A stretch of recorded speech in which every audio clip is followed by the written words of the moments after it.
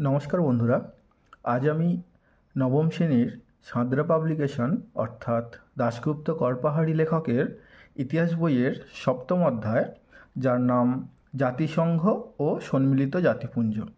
এই অধ্যায়ের অনুশীলনী যে সমস্ত প্রশ্ন আছে তার 1 নম্বরের সমস্ত প্রশ্নগুলির সমাধান এই 1 থেকে শুরু করে এবং অতি সংক্ষিপ্ত প্রশ্ন 1 একদম শেষ পর্যন্ত সমস্ত শর্ট কোশ্চেনগুলির সমাধান এই ভিডিওতে আজকে আমি করে দেখাবো।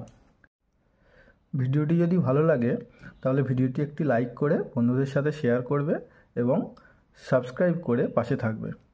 তো দেখো, এই প্রশ্নগুলির উত্তর আমি খাতায় করে এনেছি, তোমরা খাতাতেও করতে পারো বা বইতেও সঠিক উত্তরগুলি দাগ নিয়ে নিতে পারো। দেখো, 1 দাগের এমসিকিউর যে প্রশ্নগুলি রয়েছে সঠিক উত্তরটি নির্বাচন করো। 1 দাগে কি বলেছে? জাতিসংঘ গঠনের প্রস্তাব অনুমোদিত হয়েছিল 1919 খ্রিস্টাব্দের। উত্তর হবে বি 25শে জানুয়ারি।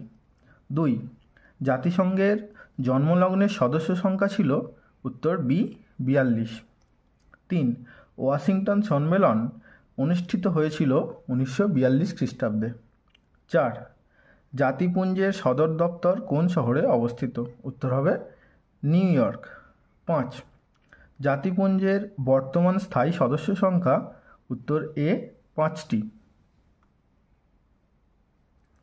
6 দাগে বলছে সম্মিলিত জাতিপুঞ্জের সনদে ধারার সংখ্যা? উত্তর 111টি। 7 ইয়াল্টা সম্মেলন অনুষ্ঠিত হয় 1945 খ্রিস্টাব্দে। 8 বর্তমানে জাতিপুঞ্জের সাধারণ সভার সদস্য সংখ্যা? উত্তর 193টি। এরপরে দেখো, শূন্যস্থান পূরণ করো। 1 14 দফা নীতির প্রবর্তক ছিলেন উড্রো উইলসন। 2 জাতিসংঘের সদর দপ্তর অবস্থিত ছিল সুইজারল্যান্ডের জেনেভায়। 3 জাতিপুঞ্জের সাধারণ সভার বর্তমান সদস্য সংখ্যা 193টি।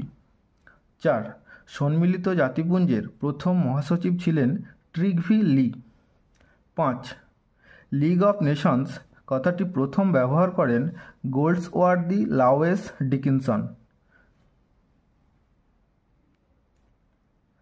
6 লিগ অফ নেশনস এর প্রথম অধিবেশন হয় প্যারিস শহরে।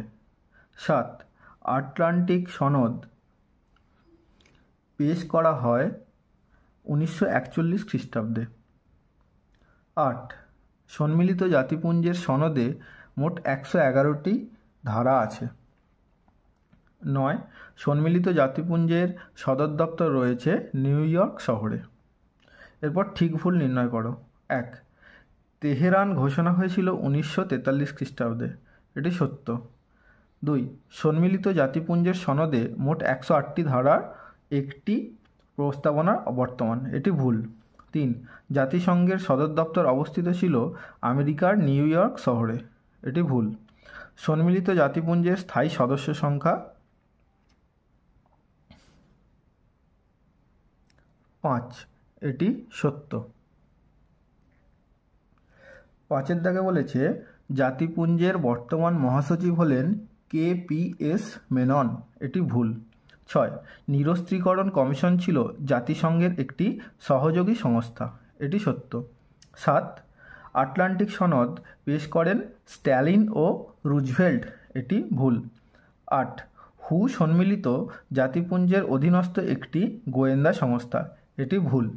9 জাতিপুঞ্জের অধীনস্থ আন্তর্জাতিক বিচারালয়টি হল্যান্ডের আমস্টারডাম শহরে অবস্থিত। এটি ভুল। এরপরে আছে স্তম্ভ মেলানো।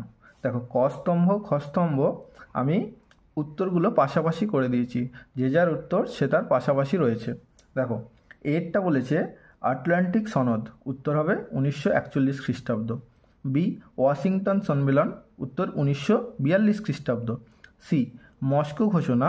উত্তর 1943 খ্রিস্টাব্দ। ডি ইয়াল্টা সম্মেলন। উত্তর হবে 1945 খ্রিস্টাব্দ।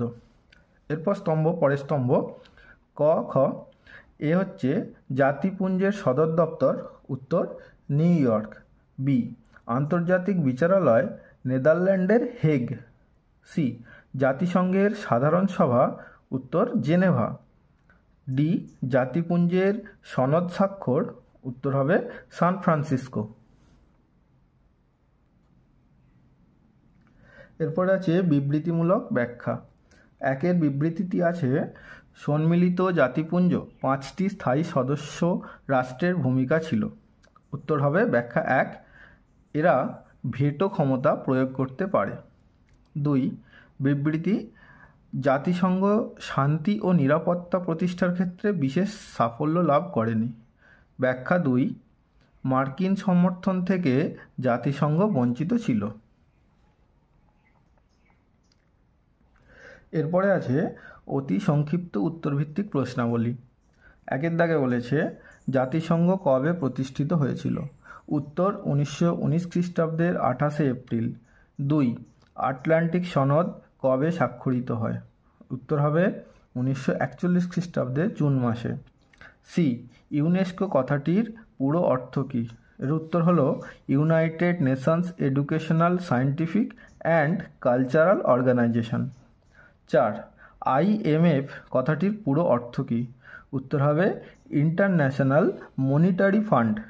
5, জাতিপুঞ্জের প্রথম মহাসচিব কে? উত্তর হবে ট্রিগভি লি। 6 প্রশ্ন, সম্মিলিত জাতিপুঞ্জের সাধারণ সভার সদস্য কারা? এর উত্তর হবে যে সম্মিলিত জাতিপুঞ্জের সাধারণ সভার সদস্য হলো প্রত্যেক সদস্য রাষ্ট্র। 7 দাগে জাতিপুঞ্জের কার্যনির্বাহক কমিটি কাকে বলা হয়? নিরাপত্তা পরিষদকেই কার্যনির্বাহক কমিটি বলা হয়। 8, জাতিপুঞ্জের মহাসচিবের কার্যকালের মেয়াদ কত বছর? উত্তর হবে 5 বছর। 9, FAO কথাটির পুরো অর্থ কী?